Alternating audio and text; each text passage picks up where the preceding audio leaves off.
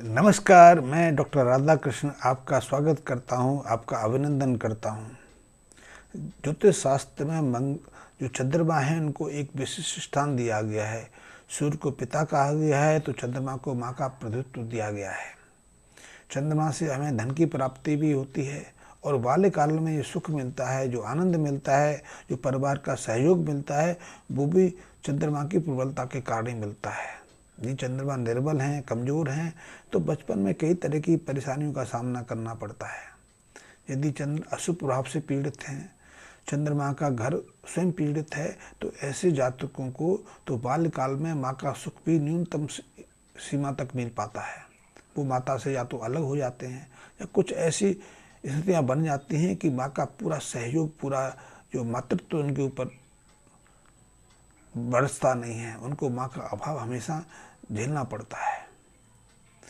चंद्रमा के माध्यम से ही हमारे अंदर संवेदनशीलता, सहनशीलता, निर्मलता, भावुकता, प्रेम, समर्पण का भाव जागृत होता है। यदि चंद्रमा अपने शुभ प्रभाव में नहीं है तो हम सब इन सब गुणों से वंचित रह जाते हैं। और यदि ऐसे में चंद्रमा पर अशुभ ग्रहों का प्रभाव पड़ जाए तो हमारी बुद्धि काम नहीं कर पाती, हम सहज सामान्य स्वभाव में नहीं रह पाते। और चंद्रमा की अशुभता के कारण और चंद्र का जो घर है, जो चौथा स्थान है, वो पाप ग्रहों की गिरफ्त में आ जाए, चौथे स्थान पर पापी ग्रह अपना डेरा डाल लें और उसके साथ में चंद्रमा स्वयं पापी ग्रहों की गिरफ्त में पड़ जाए तो निश्चित रूप से हम मानसिक रोगों के शिकार हो जाते हैं।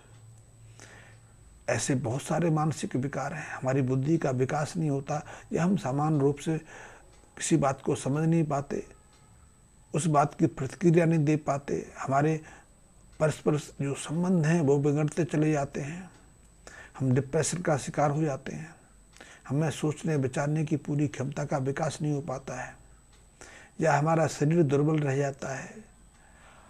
इनके अलावा भी कई तरह की ऐसी विकृतियाँ हैं, कई तरह के ऐसे रोग हैं, कई तरह की समस्या हैं जो चंद्रमा के साथ सीधा सीधा संबंध रखती हैं।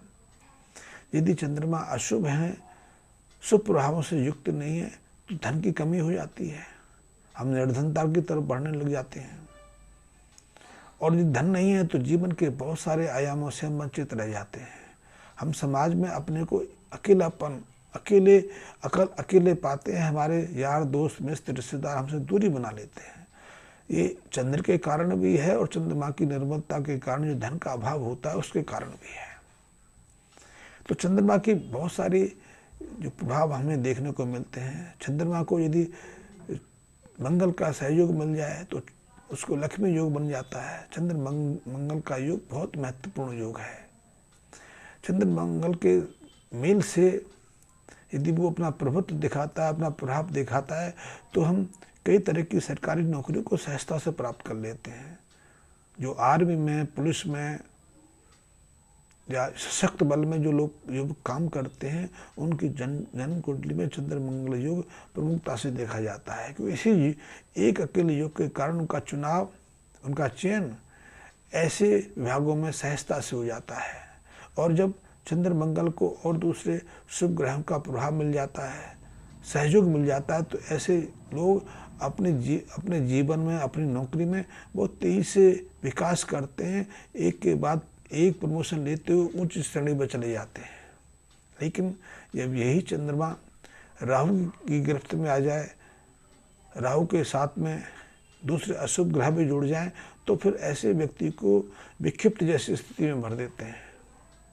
ऐसे व्यक्ति सहजता पूर्वक ना तो सोच विचार कर पाते हैं, ना दूसरों के साथ अपने संबंधों को स्थापित कर पाते हैं। और यहाँ तक देखा गया है कि चंद्रमा पर जब राहु के साथ में दूसरे अशुभ ग्रहों का भी प्रभाव पड़ने लगता है तो ऐसे जातक मानसिक विकृति के शिकार हो जाते हैं, कई मानसिक रोगों में शिकार हो जाते हैं। मिर्गी से संबंधित या दूसरे मनोविकार हैं, उनसे संबंधित सैकड़ों रोगियों की जन्म कुंडली में ये युग देखा गया है। तो चंद्रमा की निर्मलता बचपन में सताती है, बालारिष्ट योग देती है, बचपन में कई तरह की व्याधियां देती है। और यदि यही चंद्रमा राहु और दूसरे ग्रहों की गिरफ्त में आ जाए तो जवानी में कई तरह की विकृतियां देती है। और यदि चंद्रमा स्वयं निर्भर कर बन के बैठे हैं तो हम मातृत्व सुख से वंचित कर देते हैं, हमें माता का पूरा सहयोग नहीं मिलता। या फिर चंद्रमा दूसरे अशुभ ऐसी युक्तियां बना लें तो उससे उस बालक को, उस बच्चे को तो कोई ज़्यादा अशुभ प्रभाव नहीं मिलता, लेकिन उसकी माँ को उसके कारण कई तरह की यातनाएं झेलनी पड़ती हैं। या तो माँ को अपने बच्चे को त्याग कर दूर रहना पड़ता है, या माँ स्वयं कई तरह की व्याधियों से, कई तरह की मानसिक परेशानियों से घिरी रहती है, परिवार में कलह रहती है, परिवार बिगड़ जाता है, परिवार में शांति का माहौल नहीं रहता। तो चंद्रमा बहुत सारे रूप से हमें प्रभावित करते हैं, और इसलिए चंद्रमा को प्रभावपूर्ण शक्ति बनाने के लिए भी कई युक्तियां सुझाई गई हैं। चंद्रमा को यदि प्रबल करना है, उसकी निर्मलता को दूर करना है, तो सबसे पहला तो उपाय यही बताया गया है कि चंद्र को मंगल करने के लिए चांदी का सर्वाधिक मात्रा में धारण करके रखना चाहिए। जितना हम अपने शरीर पर चांदी धारण करके रखेंगे उतना चंद्रमा दूसरे अशुभ ग्रहों के प्रभाव से बचा रहेगा या शुभ प्रभाव देते रहेंगे। वैसे चंद्रमा के लिए मोती धारण करने का भी विचार कहा गया है, लेकिन आज असली मोती मिलते कहाँ हैं कि बाजार में ज़्यादातर मोती हमें प्लास्टिक की संरचना वाले मिलते हैं, जिन्हें हम कृत्रिम रूप से तैयार करते हैं। अब वर्षा का मोती लेने जाओगे तो उसकी कीमत प्लास्टिक मोती से कम 300 गुना 400 गुना ज़्यादा महंगी मिलेगी। वो 1 ग्राम वर्षा का मोती आकार में आपको उस मोती से निम्न दिखाई देगा, लेकिन उसकी कीमत यदि आप पूछने जाओगे तो उसकी कीमत 3 से 4 गुना ज़्यादा मिलेगी। प्लास्टिक का मोती तो 400 रुपये मिल जाएगा, लेकिन असली मोती लेने जाओगे जो वर्षा का हो, ईरान का हो, उसकी कीमत की शुरुआती 1500-2000 से शुरू होती है। और ऐसा मोती धारण करना या ऐसे मोती की भस्म सेवन करना हमें कई तरह की विकृतियों से बचाता है।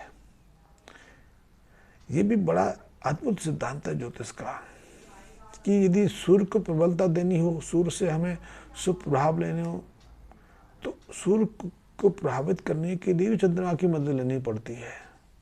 क्योंकि यदि जन्म कुंडली में सूर्य अशुभ है, निर्मल बन के बैठे हैं, तो निश्चित है कि हमें हमारी आत्मबल में कमी नहीं आएगी। उसके साथ में हम हृदय रोगों की तरफ भी तीव्रता से बढ़ जाएंगे, हमारा ब्लड प्रेशर फ्लक्चुएट करता रहेगा और हमें ब्रेन स्ट्रोक जैसी स्थिति का सामना करना पड़ सकता है। तो ऐसे में आयुर्वेद तो हजारों सालों से इस चीज़ का प्रयोग कर रहा है, और इसलिए मोती भस्म, मोती पिष्टी जो मोती से निर्मित की हैं, उनको सेवन कराने का सैकड़ों सालों से उपयोग चल रहा है। कई तरह के नुस्खे, कई तरह की दवाएं मोती से निर्मित की जाती ताकि व्यक्ति की आत्मबल को बढ़ाया जा सके, ताकि व्यक्ति की रोग प्रतिरोधक क्षमता में वृद्धि की जा सके, ताकि व्यक्ति को हृदय संबंधी रोगों से मुक्ति दिलाई जा सके। और इसीलिए प्राचीन समय में लोगों को हृदय रोग नहीं होते थे। हृदय रोगों के साथ में मानसिक व्याधियां भी नहीं होती थी। आज लोग कहते हैं कि जब चिंता होती है तो मानसिक व्याधियां सहज हो जाती हैं। चिंता के कारण, स्ट्रेस के कारण व्यक्ति का रक्तचाप बढ़ रहा है, ब्लड प्रेशर बढ़ रहा है, वो हृदय संबंधी रोगों के शिकार होते जा रहे हैं, वो डिप्रेशन की तरफ बढ़ रहे हैं।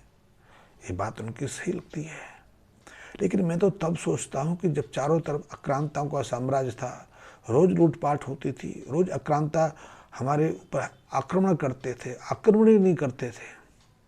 एक स्त्री के सामने उसके पति का कत्ल कर दिया जाता था, पुरुषों का कत्लेआम मचता रहता था, लड़कियों को छीना झपटी की हो जाती थी, स्त्री को बेचा जाता था। और ऐसे माहौल में भी आपने कभी किसी विक्षुब्ध व्यक्ति के बारे में नहीं सुना। आपने इतिहास में एक भी प्रसंग नहीं सुना किसी को हार्ट अटैक आया हो। ऐसे युद्ध के माहौल में या चारों तरफ से लाशें बिछी हों, चारों तरफ से नर पिशाच लोगों की गर्दन काट रहे हों, छोटे छोटे बच्चों को हवस का शिकार बना रहे हों, स्त्रियों के ऊपर बलात्कार का हमला कर रहे हों, लेकिन एक भी घटना ऐसी आपने नहीं सुनी होगी कि किसी को डिप्रेशन हुआ हो, कोई डिप्रेशन का शिकार हुआ हो किसी ने। हाँ, ये अवश्य है कि ऐसी प्रतिकूल स्थितियों में भी हमारी जो माताएं थी, हमारे जो पितर थे, उन्होंने बहुत आत्मबल दिखाया। उन्होंने अब उसी आत्मबल के बाद अपने को स्वयं नष्ट करने की तो कोशिशें की, लेकिन अपने को समर्पित नहीं किया, अपने को निर्बल नहीं होने दिया। इसीलिए तो हमारे समाज में सती की इतनी प्रतिष्ठा है। हम में से ज़्यादातर लोग तो उसके बारे में जानते ही नहीं कि सती क्या होती है। लेकिन जब भी हमारे यहाँ कोई मंगली कार्य होता है, कोई विवाह का कार्य होता है, कोई बच्चे का जन्म होता है, तो सबसे पहले उस स्त्री को, उस नववधू को या उस माँ को जिसने अभी एक शिशु को जन्म दिया है, सती की पूजा के लिए लिया जाता है। क्यों नहीं किए जाते हैं? कभी आपने सोचा है? क्योंकि आज तो हम इस चीज़ को नहीं समझते, ना हमें बताया जाता है, क्योंकि हमारी शिक्षा में ही बहुत दोष आ गया। लेकिन ये अपरा इसीलिए हो जाता था कि हम स्त्री को बताएं कि उसके लिए सतीत्व का, उसके लिए अपने निश्चितता का कितना महत्व है। समर्पित नहीं करना, मुकाबला करना, मुकाबला यदि कठोर लगे तो स्वयं को भस्म कर लेना, लेकिन दूसरे को समर्पित नहीं करना। आप इस बात पर यदि चिंतन करेंगे तो आपके रोंगटे खड़े हो जाएंगे। खैर, इस बात को मैं यही समाप्त करता हूँ। चंद्रमा को प्रबल करने के लिए हम बहुत सारे यत्न कर सकते हैं। चंद्रमा को प्रबल करने के लिए हम चांदी धारण कर सकते हैं। चांदी में हम मोती धारण करवा के अपने शरीर में पहन सकते हैं।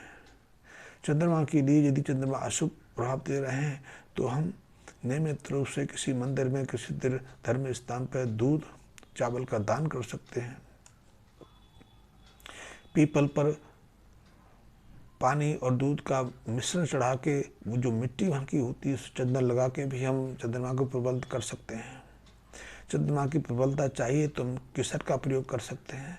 चंद्रमा को प्रबल करने के लिए सैकड़ों उपाय, सैकड़ों प्रक्रियाएं बताई गई हैं। यदि चंद्रमा निर्बल है तो हमें वो बहुत तरह से यातनाएं देंगे, बहुत तरह से पीड़ित करेंगे।